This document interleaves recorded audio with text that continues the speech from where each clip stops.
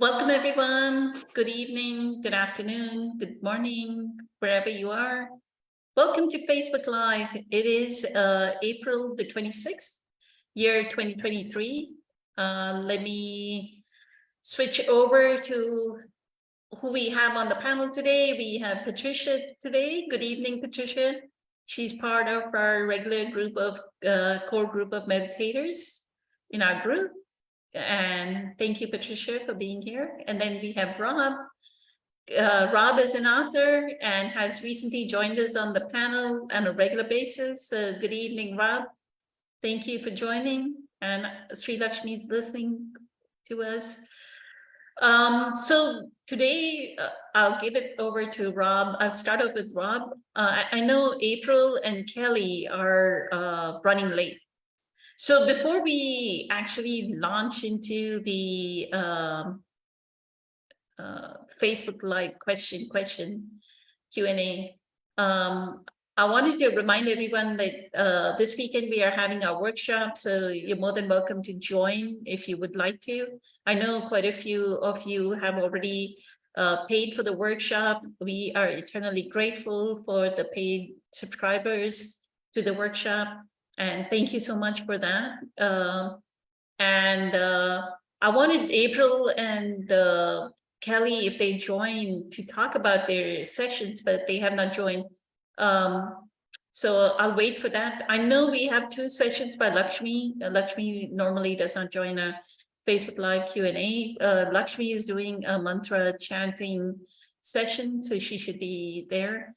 And then I think we have a session by Ryan Steimer, who's not here on the panel, and he is going to talk about playful seriousness. I think his session is like the 3rd or the 4th on day 1, which will be Saturday, the 29th of April.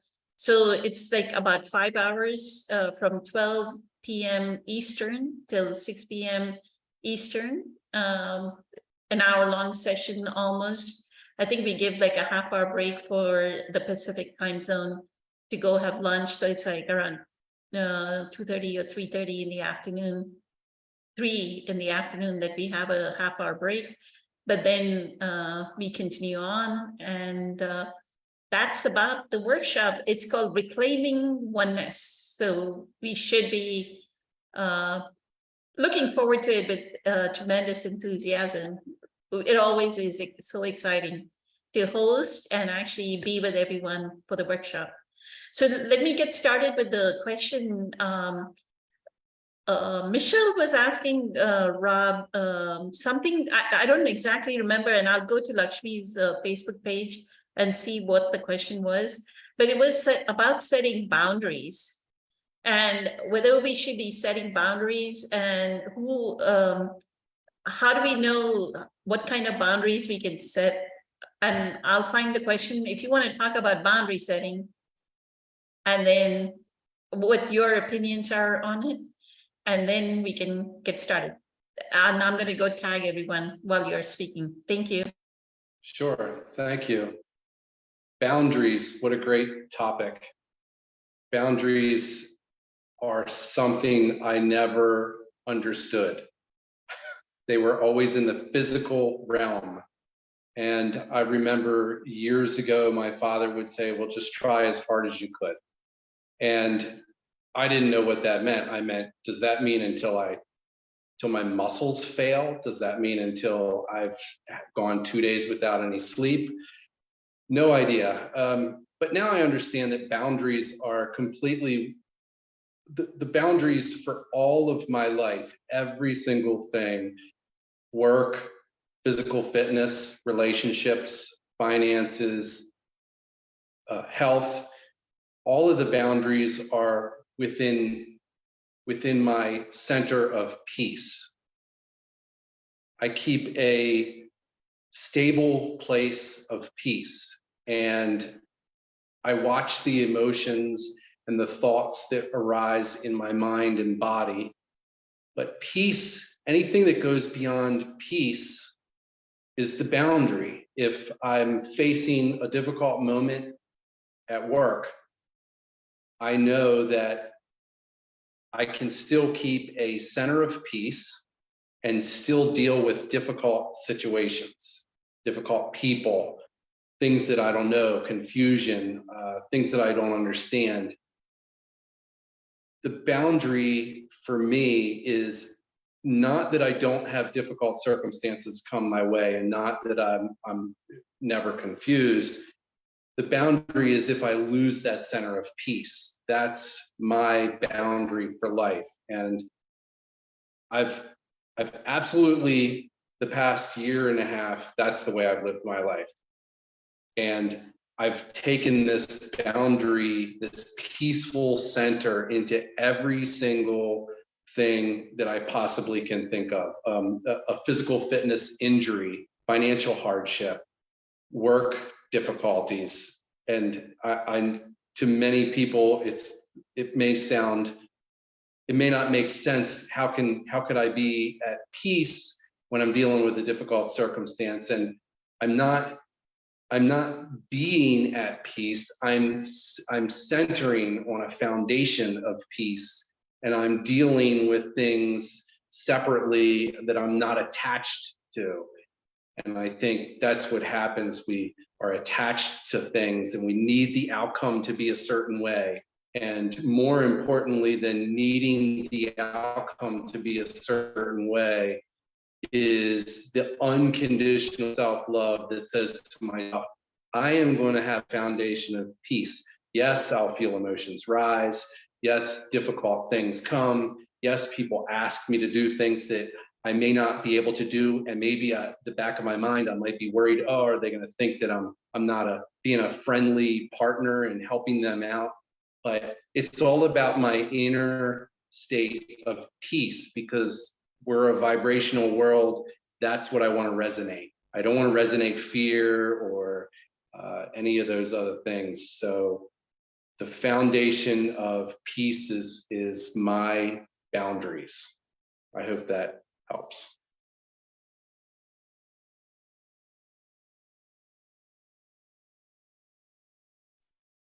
Perfectly said. Thank you so much. And the actual question, let me, good evening, Caesar. Thank you so much for joining. So the actual question, Rob, was, can you understand and set love and blessings, yet allow for physical, emotional, or psychological boundaries? That was the actual question. That was for Michelle. She had posted it. So do you want to talk about that? Can you understand and send love and blessings, yet allow for physical, emotional? Like you said, I don't really believe in boundaries. I don't know where that language comes from about setting boundaries. To me, the moment I say I'm setting a boundary, that implies this is me and that is you. And there's a separation. I'm separating you from me. And at that moment, there is no oneness anymore. The ego has separated itself, right? So I'm just like you. I don't ever set boundaries. Yeah, people may fall off. Like you may stop communicating to somebody naturally. Natural outcome may be you may stop communicating with somebody. But again, if they come in my present moment, if they are in front of me, I will start talking to them as though they were old friends, right? There is no boundary setting, because we are here to know of unconditional love, the one that you talked about, like presence, right?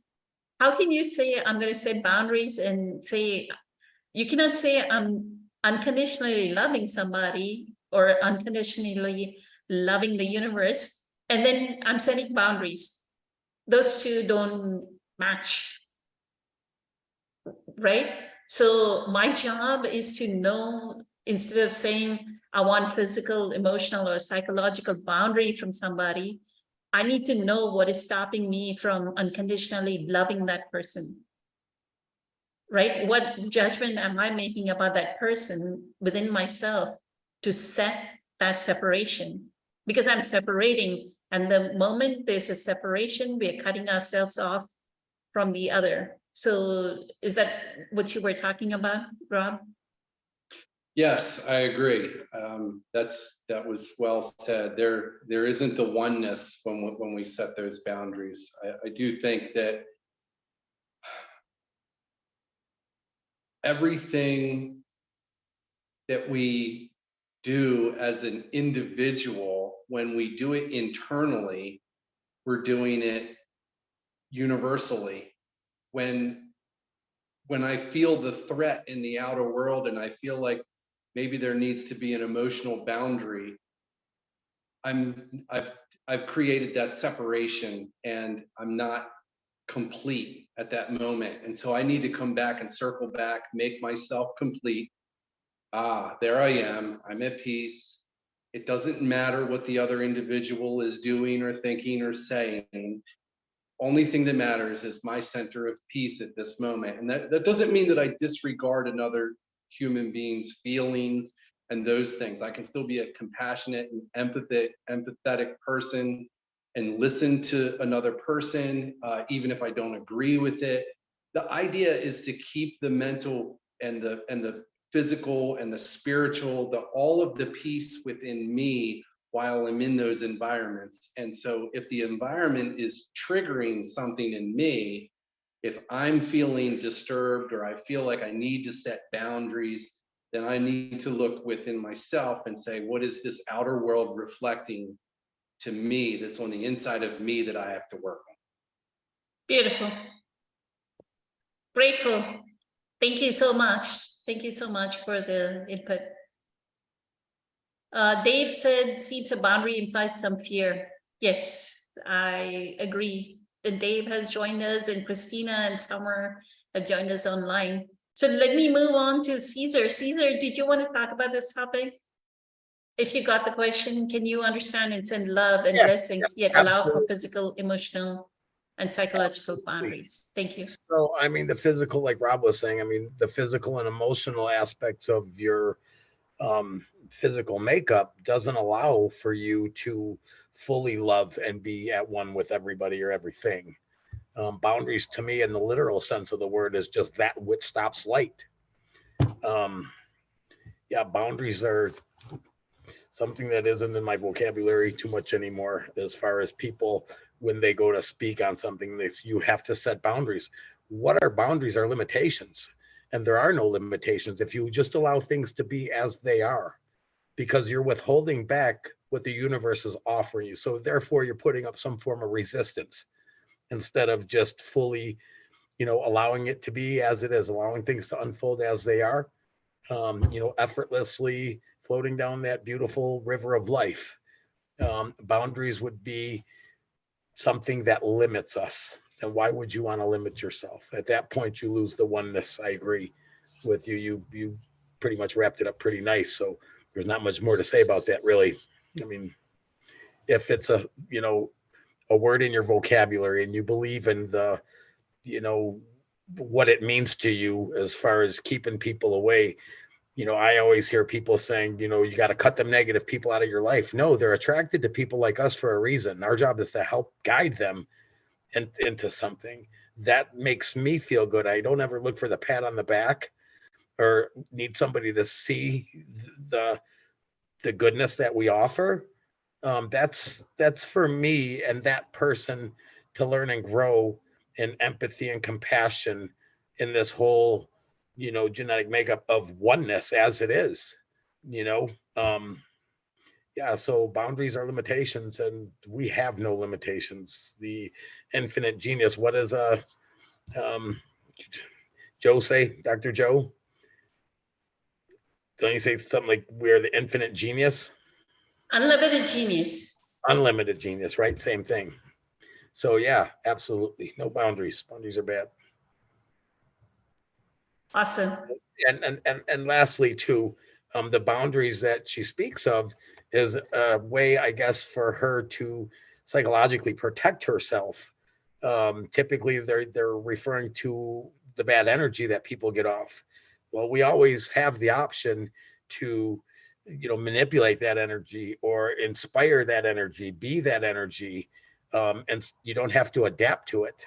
The higher vibing energy in a person or a soul is not even going to recognize the low vibrations of another. So it either is going to go right through you or flow around you, one or the other. It can't resonate you if you are truly vibing up here.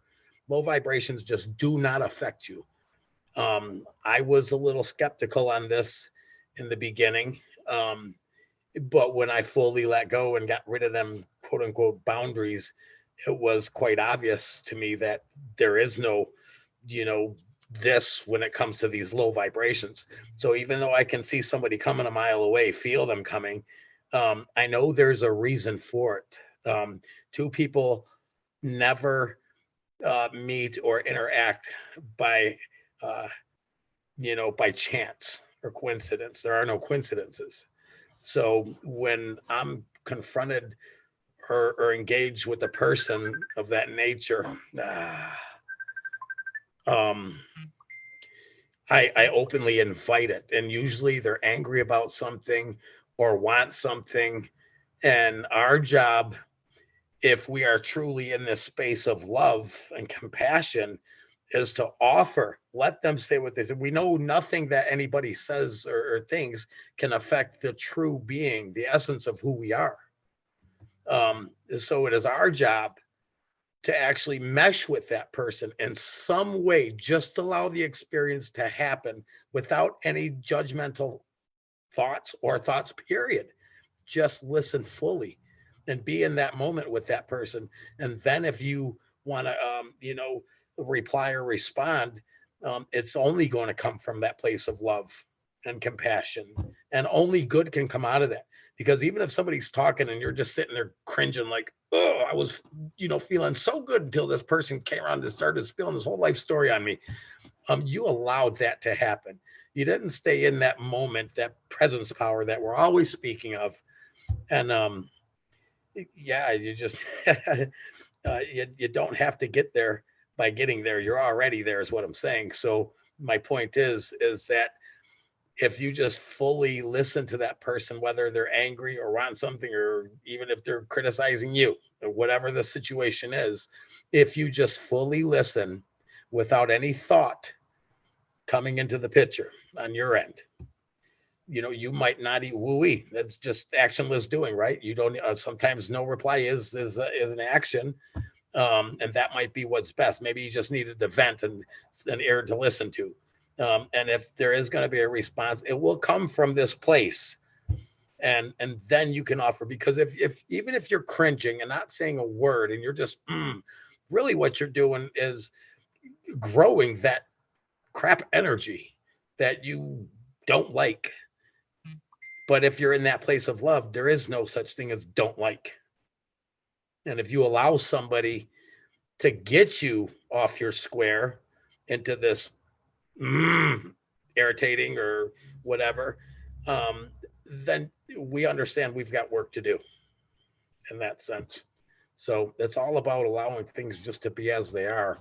Heck with the boundaries. There are no boundaries. Don't set boundaries. Boundaries are just one of these words that we should literally get rid of out of our vocabulary. There's a handful of words. Something I've been doing over the past few months is every other week, I'll think of a word. I'll hear somebody keep repeating a word over and over and over. And then I ask them, do I say that a lot? And they're like, kind of. And I ask people around me to point things out when I say something negative or they feel a certain, negative way about something I say or do, to please be a friend and tell me. Because if I don't hear it from the other side, sometimes I'm not able to recognize it. And being in a higher position as a work thing, because they actually work, with my company, sometimes they were intimidated, but now they get it. And so we all give each other this. And so what we've been doing is taking a word every other week and just eliminating it from our vocabulary, because we understand that words hold power. Your thoughts, your words, your emotions, these are all things that literally have a reaction as to what the universe is going to deliver back to you. So when you speak negative things, that's what you can expect back. When you feel negative things, you can expect more of it, and so on and so forth. So boundaries is one of the things that we can get out of our vocabulary. Thank you. Incredibly amazing, as always, Cesar. So grateful. Thank you so much for your input. So when you said you eliminated some of the words, what were the words? Like, give me a couple of examples. Can't is definitely one, or don't. So we started this a couple months ago. So there's several words. Let me think about this. Pretty much anything that implies negativity, really. Can't, won't, don't. Boundaries is going to be my one for the day. Limitations. Not sure. Unsurety. Angry.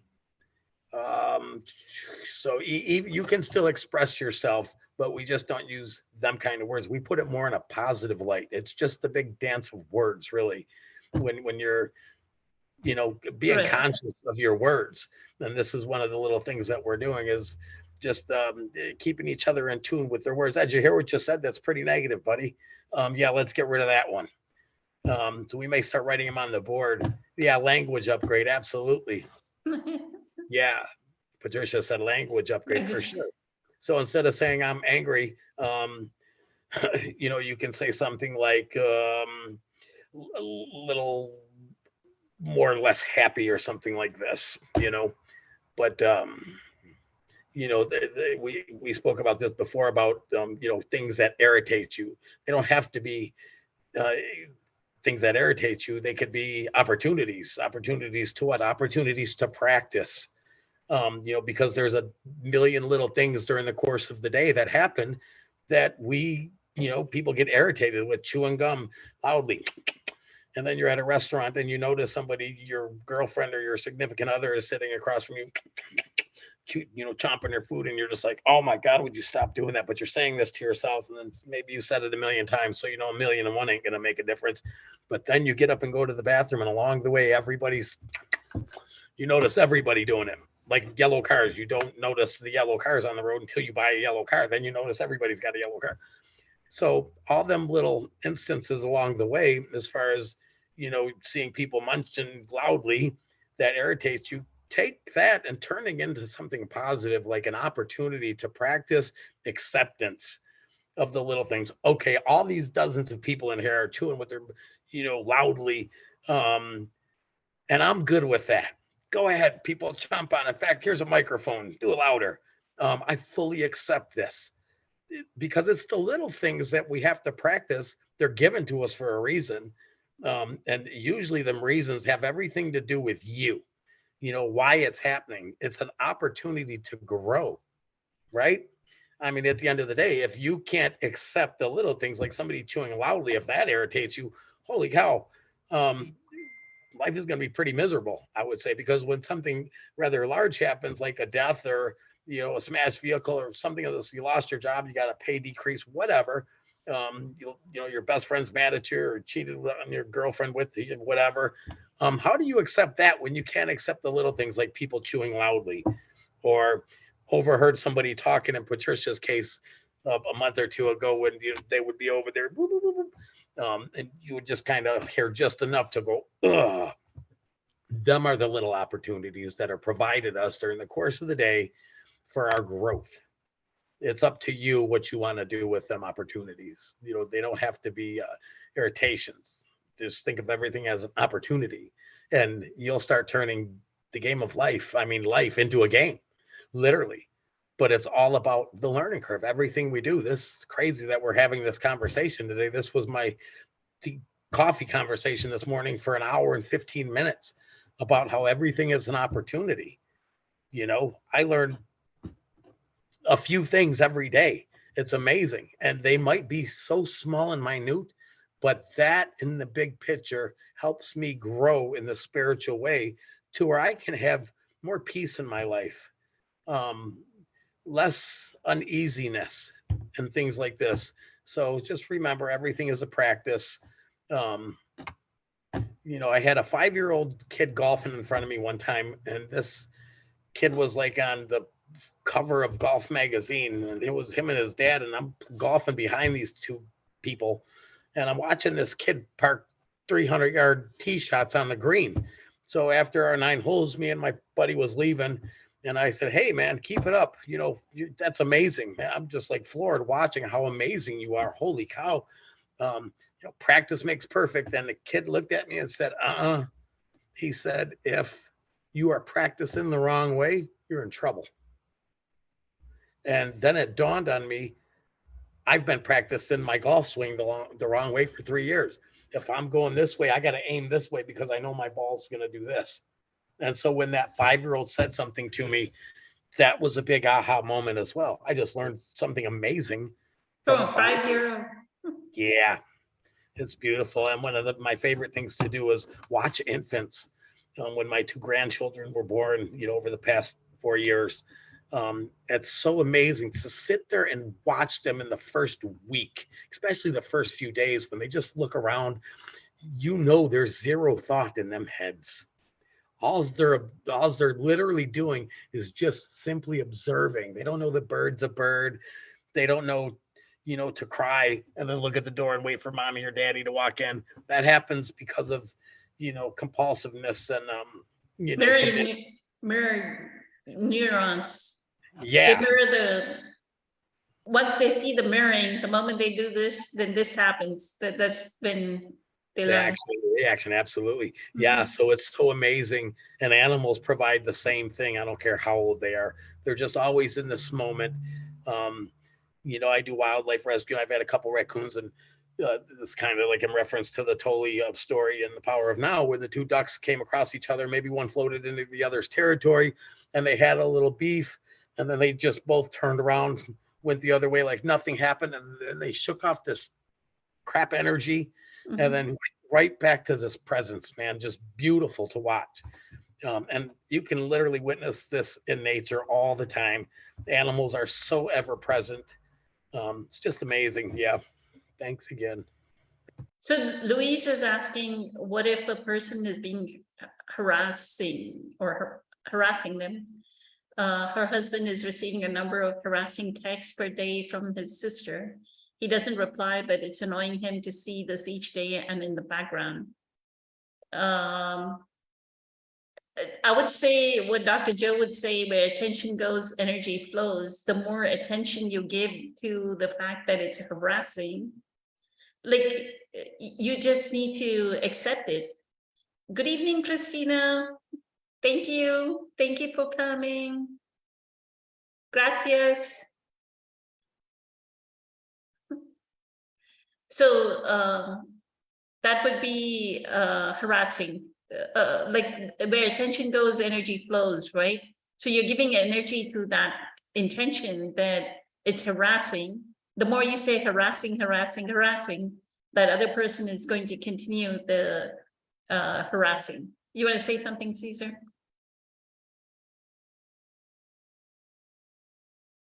No, I was just kind of referring to what you said. It's just going to grow. Perfect.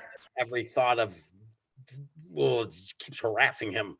You're putting it out there and it's going to keep coming back. Yeah. Perfect. Let me go to Patricia. Patricia, you want to talk about this? Or if you have any other questions for Caesar, and hopefully April and Kelly will join. Thank you. Well, it's great to be back, first of all. And I am also very excited and looking forward to this weekend, because I had experience. I did 2 or 3 workshops already? 2, right? In the past, I think 3, yes. And each one of them was amazing adventure, and I loved it. So these workshops really gave me an upgrade in my spirituality.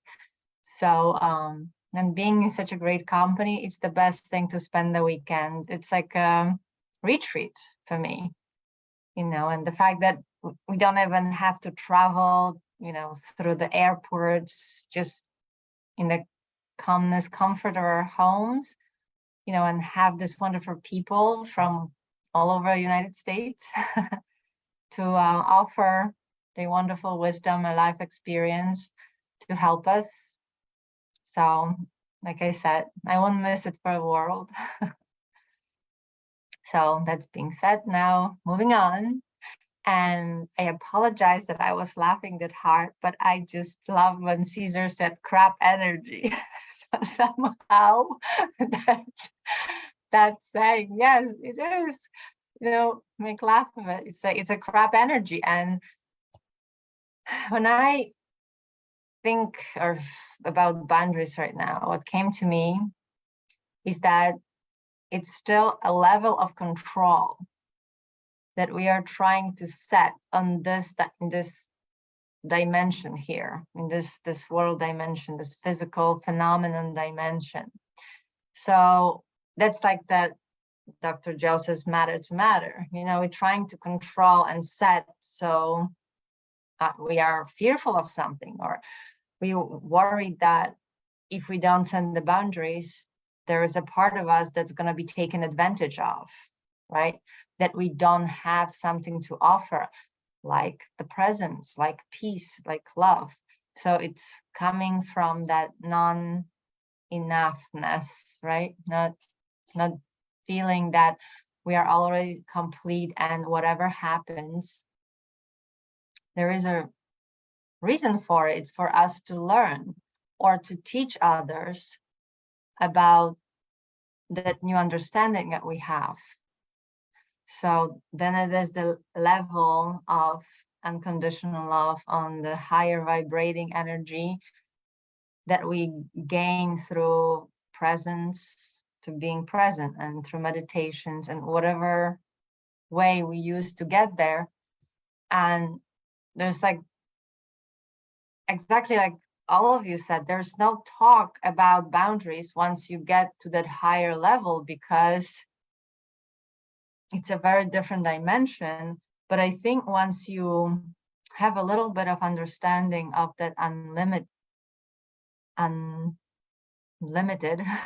or limitless blackness, that stillness, there's no end to it, that infinite peace, then you observe the boundaries that maybe other people would like to set, or that maybe even you have inclination to set for others, but you observe it to give you, so this is another thing that my ego is coming up with on that level.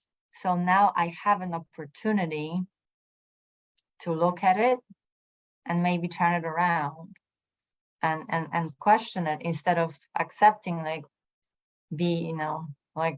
ego is trying to make us control us, or through that setting boundaries. And it's interesting enough that Louise asked that question, because I spoke with my daughter today, and she was telling me that she had a very annoying friend who kept calling her in the middle of the night while my daughter came from work late at night. She works in a student bar, and then she had tests at 9 o'clock, and it was, I think, 2 o'clock in the morning or something, and her friend was drunk.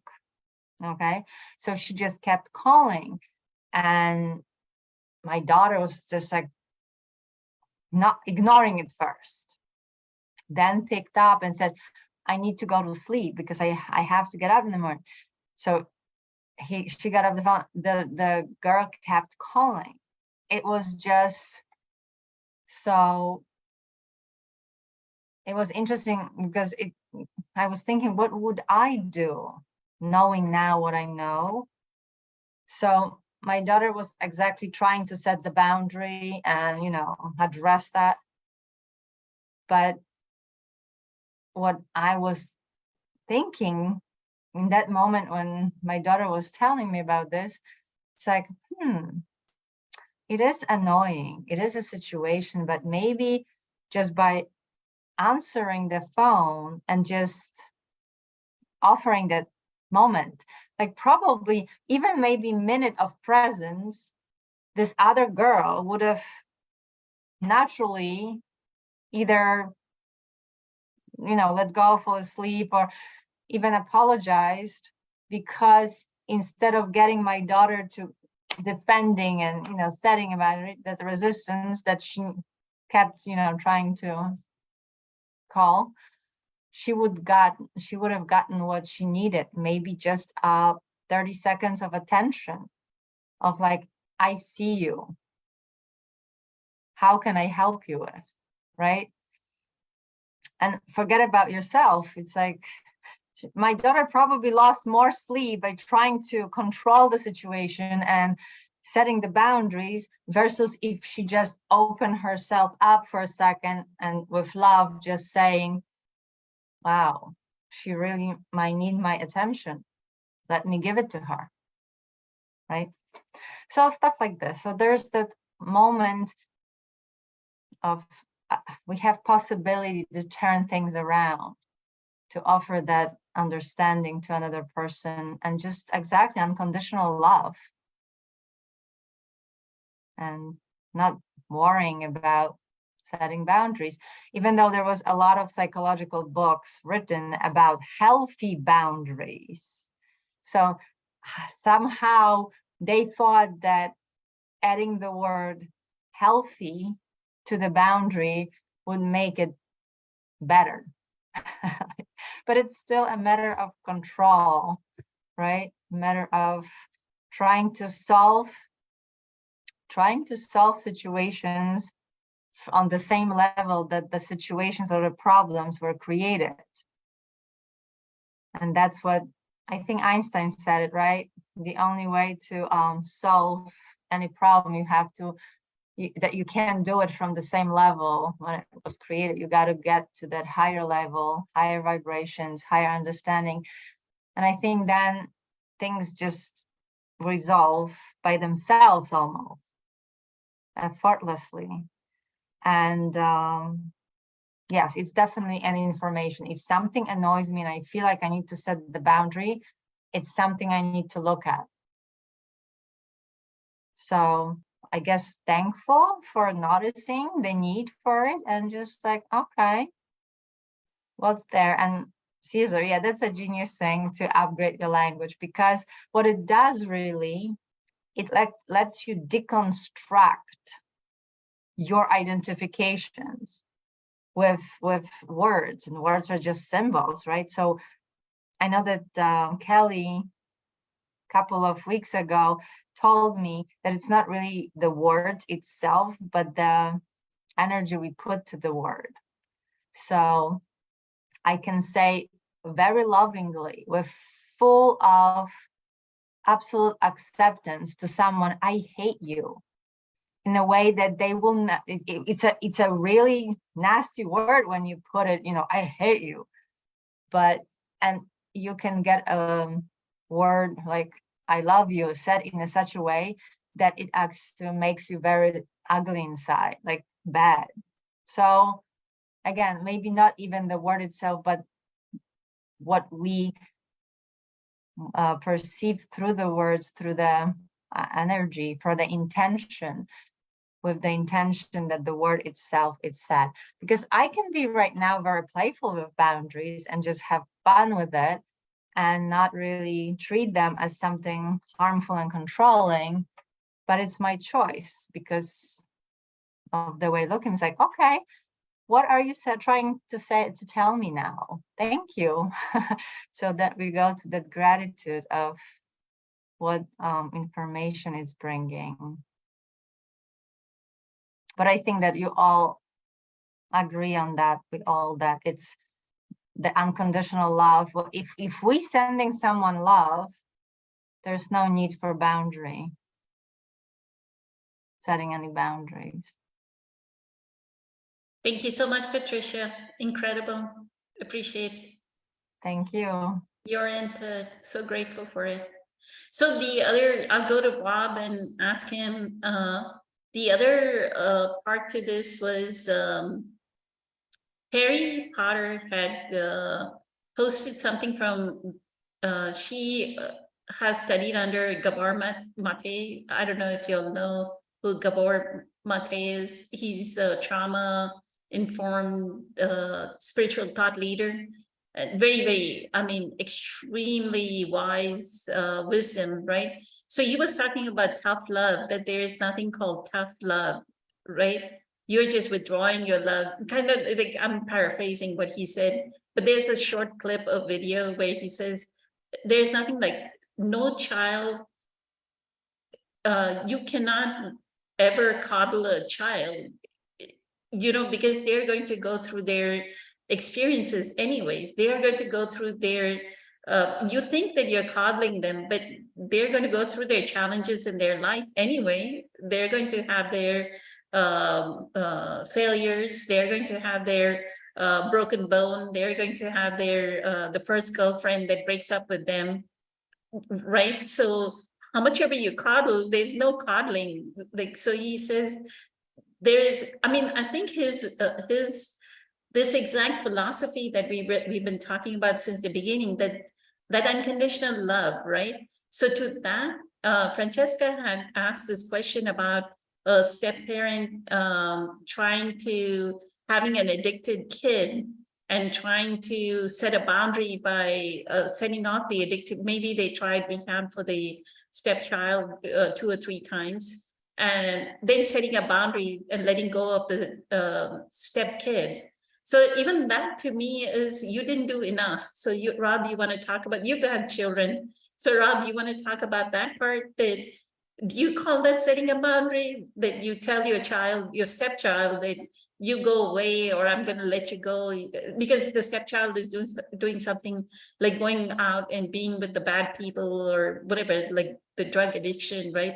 They're selling drugs, then they're buying drugs and all that. So to me, you didn't do enough. And before I go to Rob, I do want to go back to what Caesar said, because I remember Tony Robbins's story about words, Caesar. So Tony has this, I'm going to try and be very, very short, and I'm going to cut this short.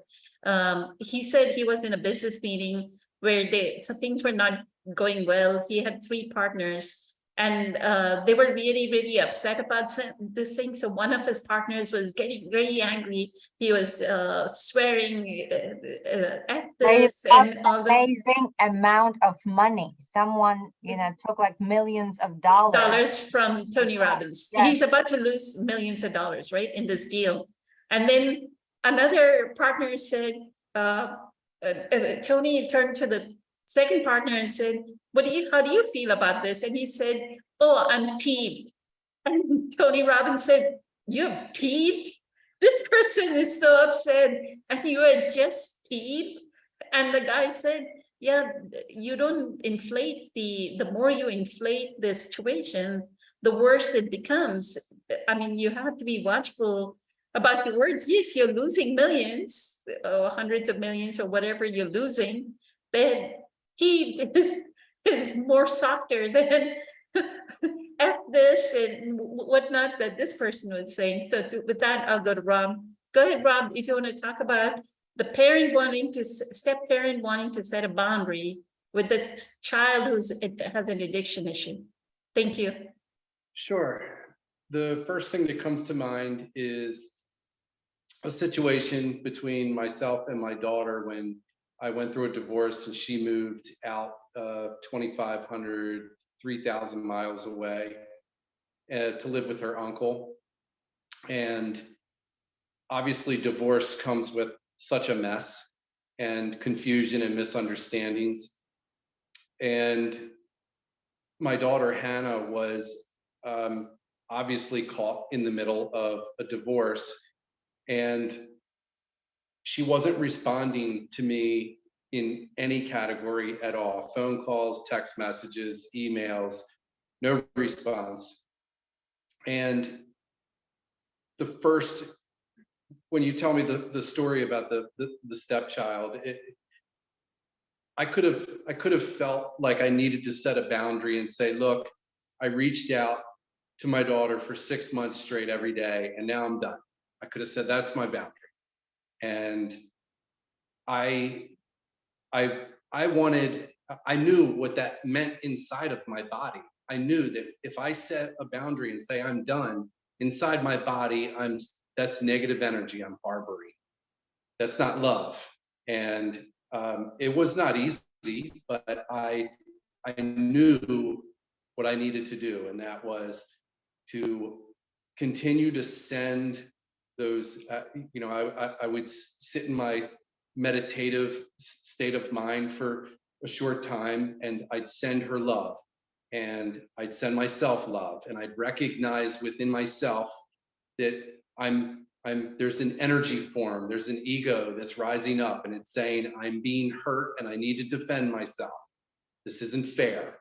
And I recognize that the only way I can unconditionally love my daughter is to unconditionally love myself enough to create this wonderful vibration inside that says, I will love you until the day I die or you die, and it doesn't matter whether we connect anymore. It's not about the connection. It's not about answering text messages. It's about making sure that I open up that positive energy, that peaceful foundation. So this went on for quite a while, and I think sometimes she listens in on these. So she might be here listening to this. Things changed around, and I firmly believe that it was a creation of energy inside myself, a relentless determination to die to the ego, to die to the self, and to honor unconditional love above and beyond any human condition or circumstance or situation. And so even if I even saw something come across that said there was someone was harassing another person. Obviously, if there's a physical threat or a safety threat, we need to pick ourselves up and remove ourselves from the situation always. But if that's not the case, if it's about persistent phone calls in the middle of the night and somebody's driving us nuts, it's about going inside and saying, I love myself so much unconditionally that I will stay in a place of peace, even if the outside world is harassing me. And, we see physical violence happening to people, and it doesn't need to go, I don't need to sit and be stoned like we see some of the spiritual texts talk about. I can walk away from violence if I'm capable of doing that. But the whole point is the whole world revolves around our inner sense of peace and love and gratitude that we have. And it's almost selfish looking to the lay person or so, because I'm saying, I don't care how my environment is. I don't even care if my house burns down. I'm going to stay at peace. That's not to say I won't have frustrating emotions coming through, but I'm going to love myself enough to stay on a center of peace. And so that's how I handled my daughter, Hannah. And I'm not patting myself on the back for bringing our relationship together. I am patting myself on the back for staying at peace in a very difficult situation.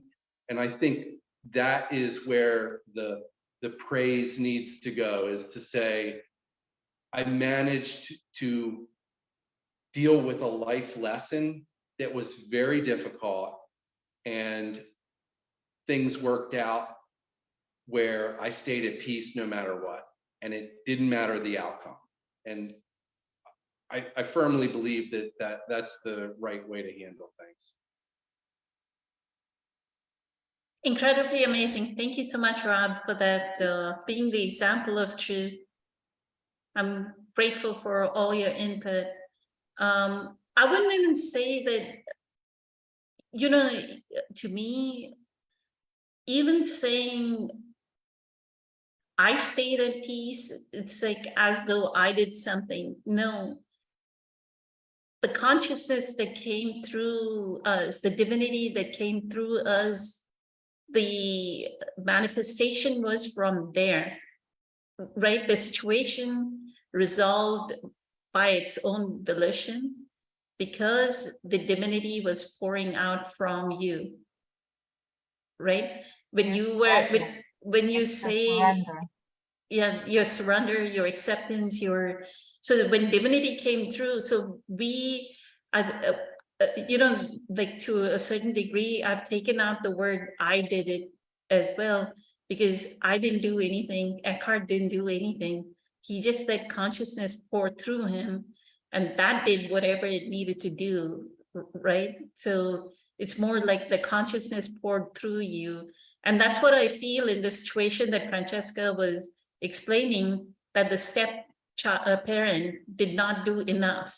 Like they didn't know how to bring this divinity out through them to allow that divinity to flow to the child so that they could unconditionally accept. And my son has been that way. Like when he was little, like when you he was a child of divorce, and I would take things away, like how they say you have to discipline the child by showing them consequences, right? So if he would do something, I would take like his PlayStation game away or his Xbox game away, and he would go, "I hate you, mommy." And the moment he would say, "I hate you, mommy," I would say, "But I still love you." And I've always done that, no matter, and he's been a teenager and raging hormones. He's been upset. He has had a temper. He has the same pain body that both his parents had. So he would have like temper tantrums and everything. Every time that he had a temper tantrum, I never withdrew my love. I never said, "I hate you," or I never went into any kind of argument with him. I let him have his, I mean, because of Eckhart's teachings, and this is the beauty of Eckhart's teachings, is we just know how to be in presence, right? And now if anything happens, if he says something, I just laugh. Like I'm also laughing, like I'm coming to that point. Like I just find it amusing because you can see the ego in the other person, right? So you just laugh. You're not even like engaging. It's just passing through you. Like whatever is being said is just passing through you. So we have a very beautiful relationship because of that. Like people don't understand. People say, how do you still have this relationship? It's because of that unconditional love. I know what that unconditional love that I've offered when he was 11, when he was 12, when he was 13, when he was going through all those raging 14, 15, raging hormones, 17, 18, raging hormones, making bad decisions, right? He didn't want to, we wanted him to go to college, and South Asians always want like their children to go to Ivy League schools, right? And here he is like making a decision at 18 that he wants to go to community college. And it's like, okay, if that's what you want to do, that's what I'm going to unconditionally love you for going to community college. I'm not going to say, I'm going to not say, I'm going to withdraw you.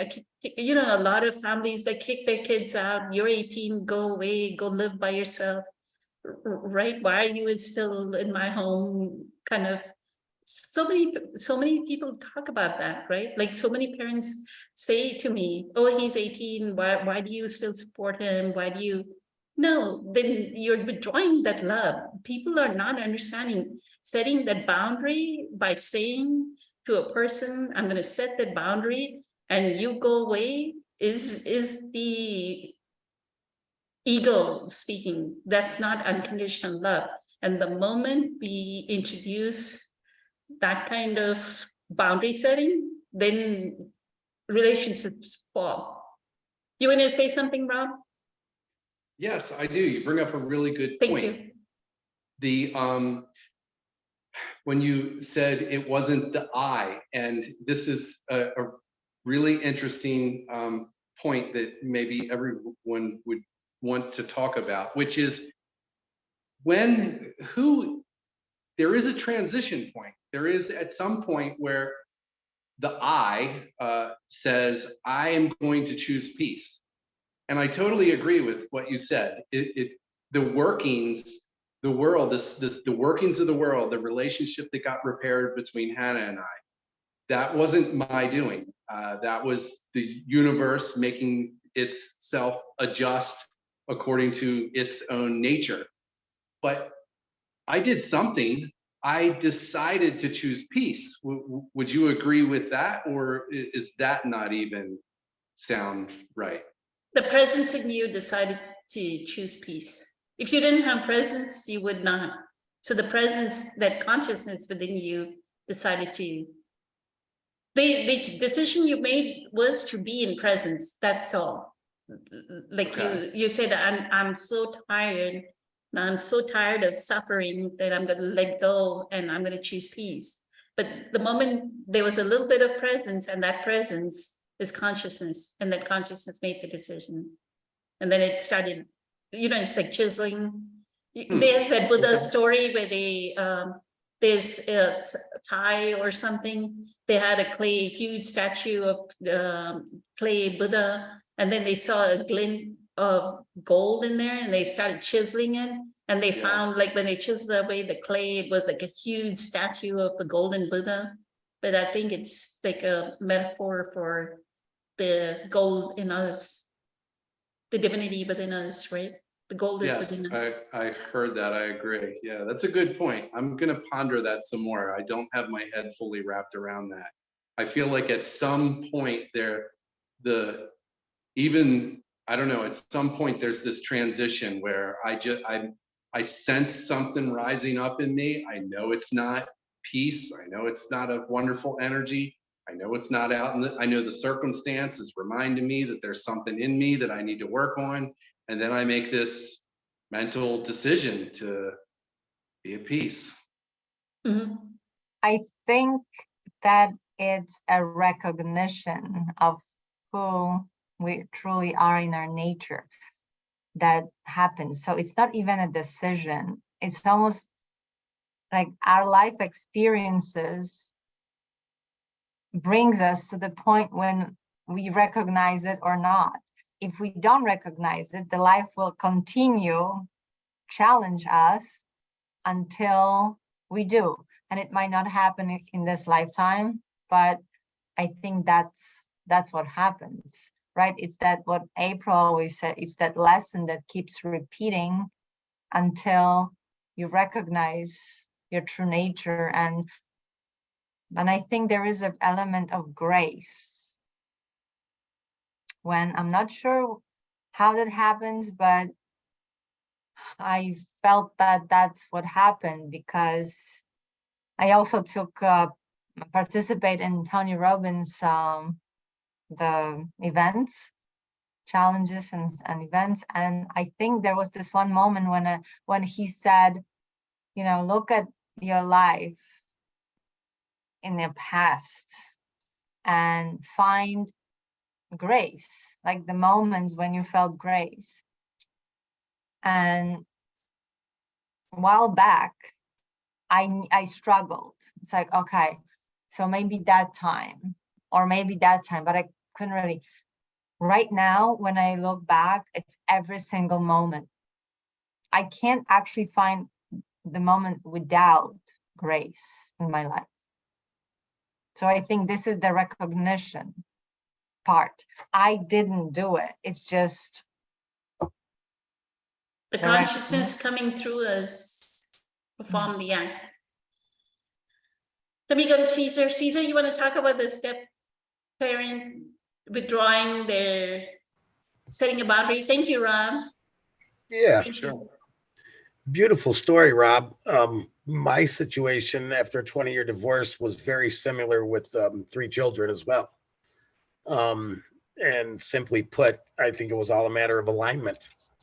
In my situation, there wasn't really a withholding of the children, but there was something on this. It's kind of hard to explain, really, but my focus was more on the void of not being able to wake up in the house with my children anymore. And that's what I continue to get more of. Yet I called them every day. I seen them, as often as possible. Probably more after the divorce, because when I was working, it was just all work. And then when I was home, it's like I wasn't even there anyways. But my point is, everything has everything to do with alignment. So in some fashion, even though you were still offering this love and this peace, that you held this vibration inside of you of this level of grace, in a sense, and love and peace. There was something probably that was, how old was your daughter, if you don't mind me asking?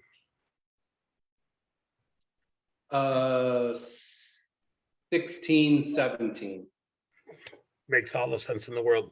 So there was probably some things that she had to do, as well as yourself. Yes. And in my situation, no different.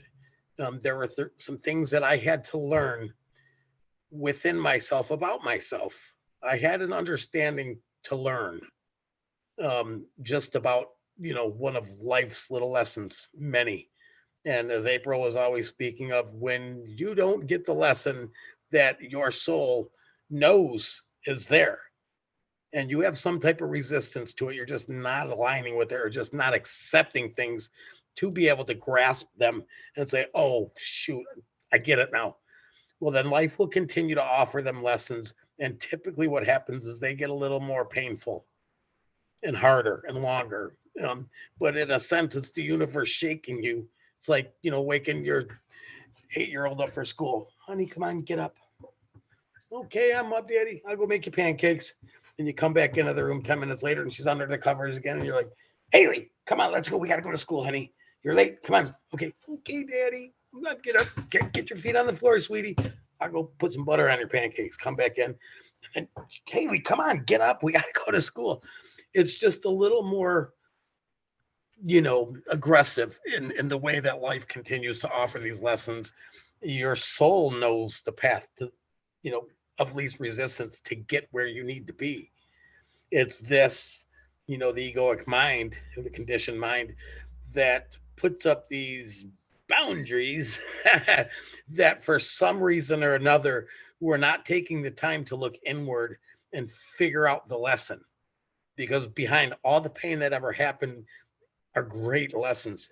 In fact, I can throw this out there and it probably applies to 99% of the people. The darker your situation, the harder the time, the greater the lesson. My personal history is the things that caused the most pain, the things that I interpreted as pain along my journey, offered the greatest lessons that I've ever learned in my entire life. So when they were happening and it put me in like a angry or depressive state, once I made a little shift, I could look back and go, oh my God, that was the most, I find myself just overwhelmed with gratitude when I think about them things happening to me when they did. Sounds weird, I know, but that's the truth. And we're talking about, one death after another, after another, after another. Everybody has this level of pain that you can tolerate. And usually it's the pain that pushes us just to let things go. Then I'm going to bring right into what Patricia was saying about, taking control of whatever it is, or we have zero control. We are in control of nothing. Because when you think you are, whether it's yourself or anything else, I think we're missing the mark, because we are not in control. We like to correlate things and maybe say, okay, I'm in control of the situation. And then something happens. And then you realize, oh, shit, I'm really not in control. But it's just about, having that understanding that really we don't have any control. I mean, do we really? I don't know. I don't feel like, I own a business, whatever. I don't feel like I have any control, but yet the universe is taking care of everything. That's how I just think. I put one foot in front of the other and just allow things to happen. When I want a certain outcome, I don't expect that outcome in a sense, but I just try to simply align with it. Just like your situation, Rob, you were saying, however long it took, 6 months or whatever, until, it happened. And thank God you didn't just throw in the towel and say, okay, here's my boundaries, I'm done. You were, intelligent enough to know what that might have resulted in. Because all you got to do is play 1 minute of that tape and okay, wait, that's not good for me. It's not good for her. You knew how that was going to make you feel in the end by throwing in the towel. I'm just do me now. and that's all bad. Or like when people get angry at somebody, how does that feel? Do you enjoy that? I mean, I conveyed that to my kids when they were like 5. Does that make you feel good? Do you like being upset with mommy or your friend, or when somebody tells you no? No. Okay, you have the choice to not feel like that. They get it now. Took a long time. Took me 50 years, 40 some years. Um, and that's the first thing I would point out in people when they're angry, and they start telling me why they're angry with something or somebody or an outcome. And all I usually got to do is say, how does that feel? You're like, what? It feels like crap. What do you mean? How does it feel? Okay, then why carry that anger? Wait, what? Yeah, you're carrying that anger around. How does it feel? Let that crap go. It's not that easy. Oh, yes, it really is. Focus your attention on the present moment, because all that crap you were just mad about isn't in this realm. That's 5 minutes, 5 days, 5 years, 20 years ago. Now is where the peace is always. I repeatedly used to ask myself that question. When you focus all your attention on the here and now, and I literally would try to think of a problem. I tried to trick this one for a year, never did it one time. There are no problems in the moment. There's really not. There's really not. That's where you find the peace of God, is in the present moment. If you're truly there is no anger, sad. I don't know how there could be.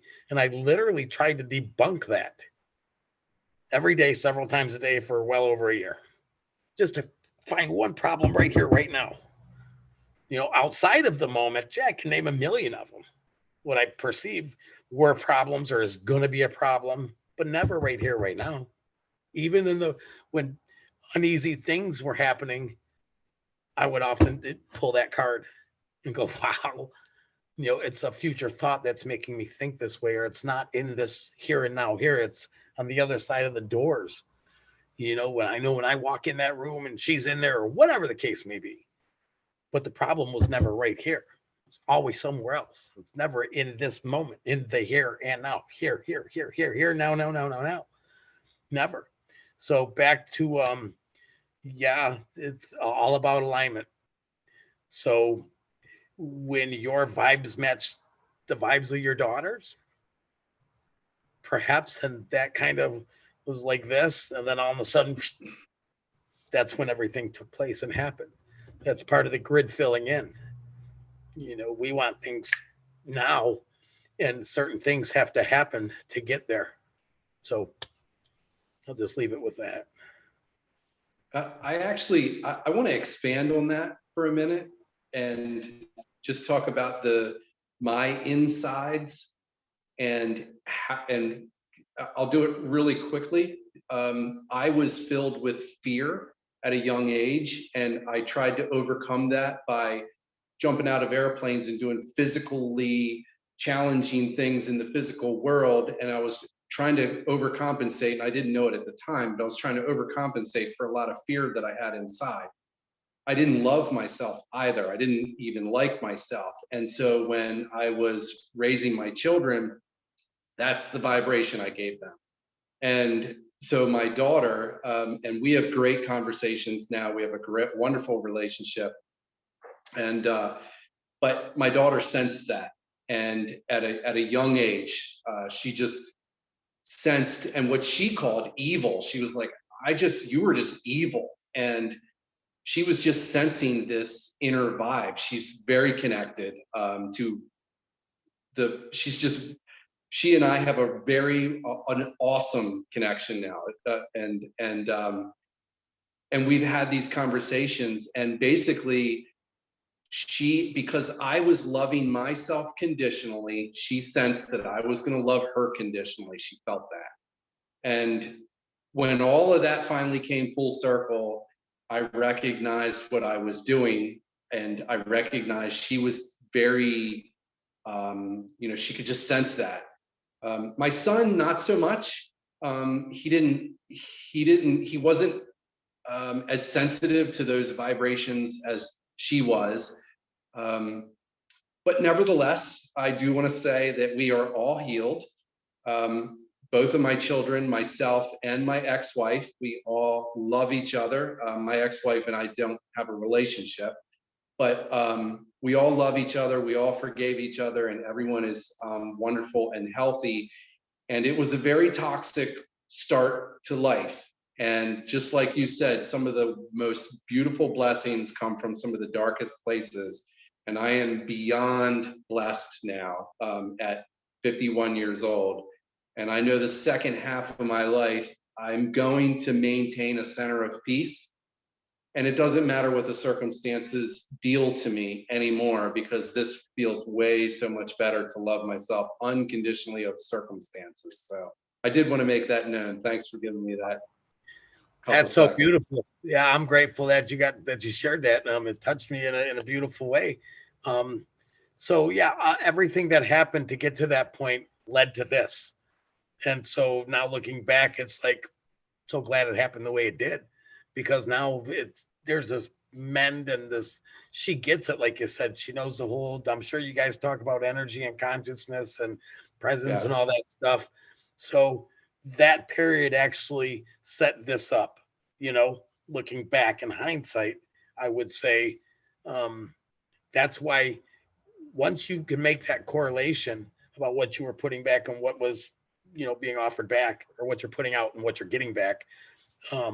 Once you can correlate all that stuff, it brings with it another understanding of the next situation that arises in maybe a similar manner, that everything's going to be okay. There's no need to worry or get mad because it's not happening the way you want or expected right now. That there's a beautiful situation that's going to arise from whatever this is, moving along your journey. This is just a quick page in a chapter, then you go to the next chapter and there's a few, bumps in the story that maybe not so pleasant.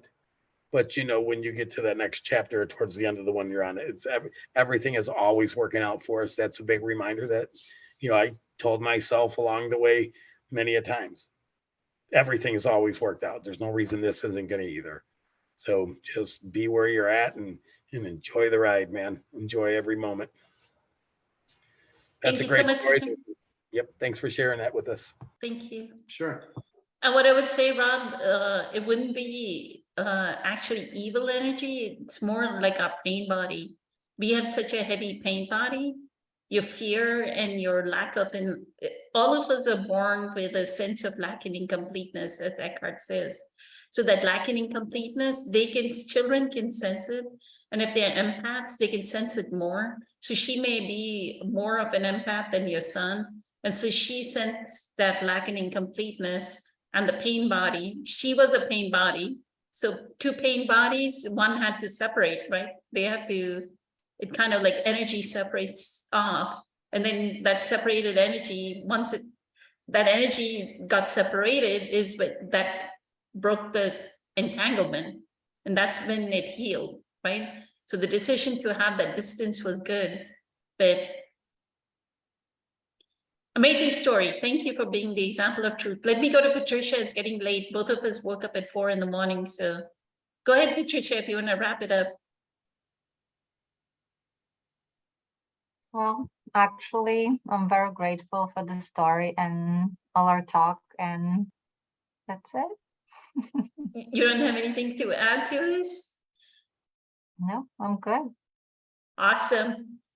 Rob and Caesar hit it out of the park. And Patricia, thank you so much for your examples that you've offered here today. Eternally grateful. And Sri Lakshmi and Dave and Matt have been with us online. And Summer and Louise. Oh, I did want to say, since Rob brought up the harassing text part,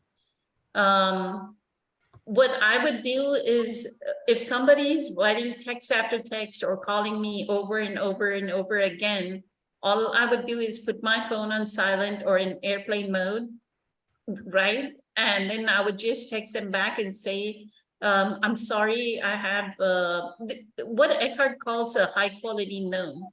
There's a high quality no, right? So we have to, and this is where I don't understand the word self-love. This is maintaining my own sanity, right? Like my own presence power.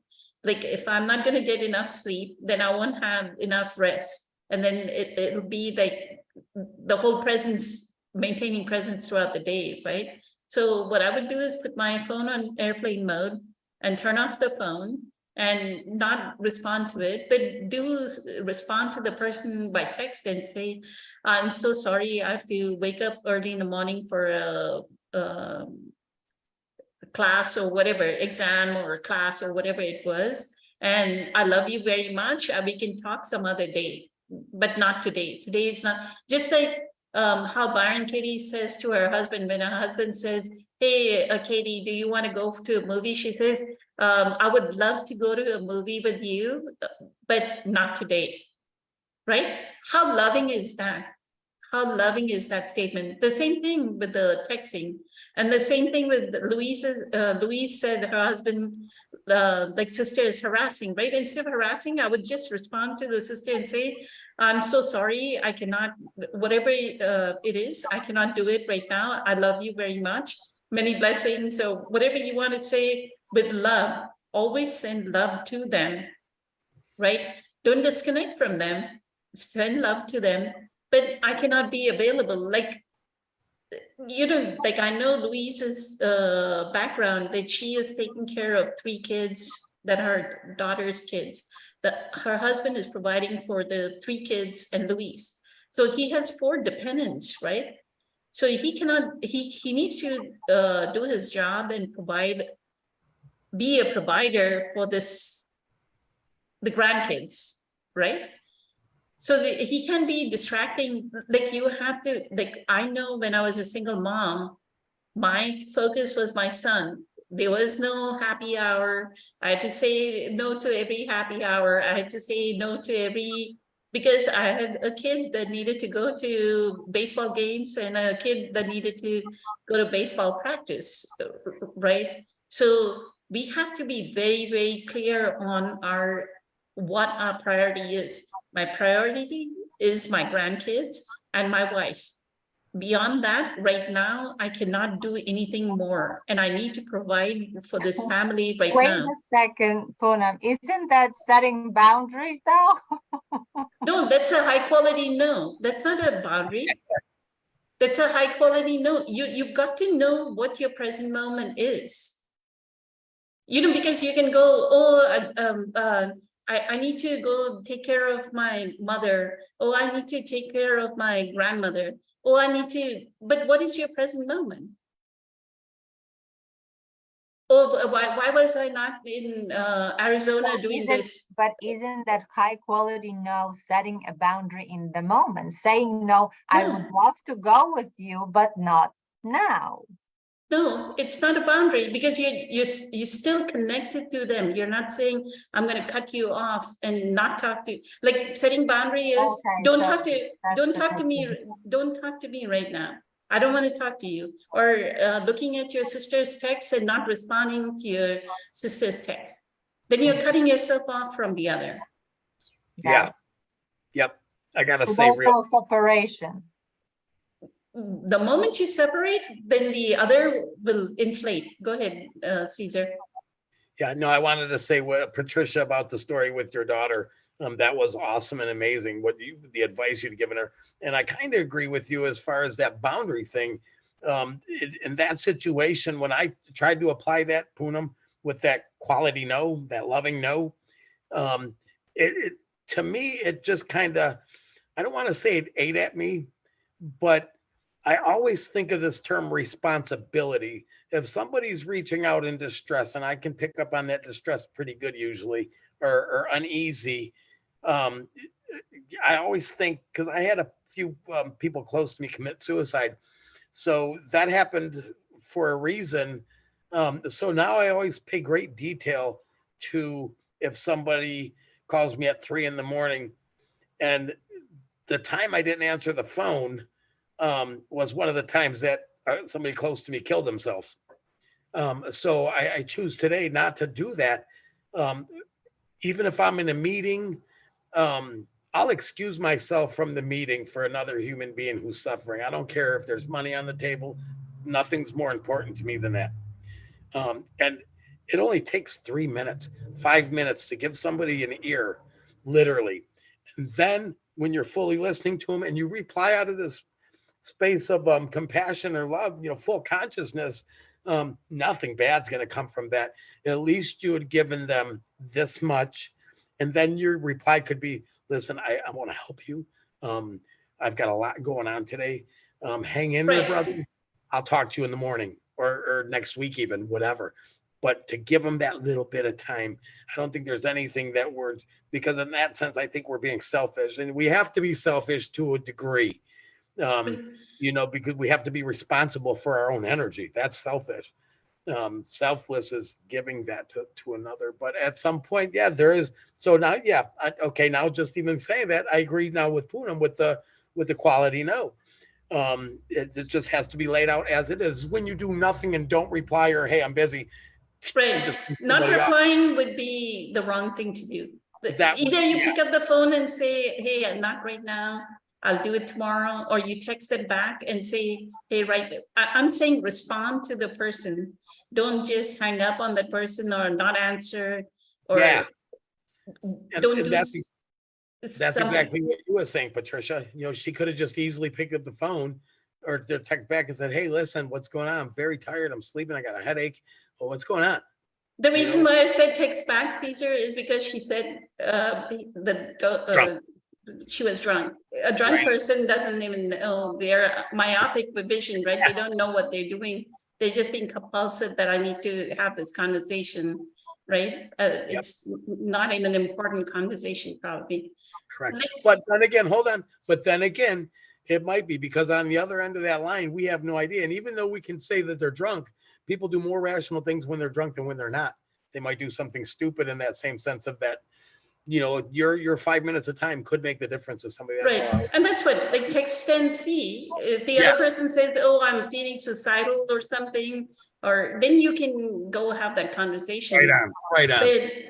But I'm saying don't cut yourself off. The same thing with the sister-in-law or a sister. Don't cut yourself off. Respond and say, I love you, but right now, we have to be very clear on what our present moment is, because we cannot be worrying about the whole world.